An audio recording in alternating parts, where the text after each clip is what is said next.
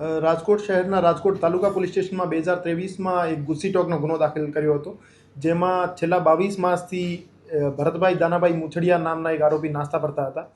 Rajkot crime બ્રાન્ચને ખાનગી રીતે એક હકીકત મળી હતી, જેમાં કાલાવાડ રોડ ખાતે રિક્ષા ચાલકનો વેશપલટો કરી રાજકોટ શહેર ક્રાઇમ બ્રાન્ચના ટીમ મેમ્બર્સ દ્વારા આ ગુસ્સીટોકના નાસ્તા ફરતા આરોપીને પકડી પાડવામાં આવેલ છે.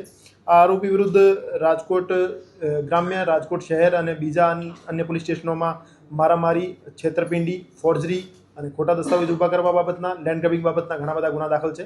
અને હાલમાં ગુસ્સીટોકના ગુનામાં નાસ્તો ફરતો હતો આ આરોપીને પકડી પાડવામાં આવેલ છે.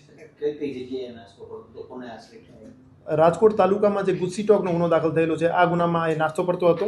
આ સિવાય એના વિરુદ્ધ પડધરીમાં, શહેરામાં અને રાજકોટ તાલુકામાં, કાલાવાડ રૂરલમાં, ગાંધીધામ પોલીસ સ્ટેશનમાં, પુરાનગરમાં ફોર્જરી, મારામારી અને લેન્ડ ગ્રેબિંગના ગુના દાખલ થયેલા છે.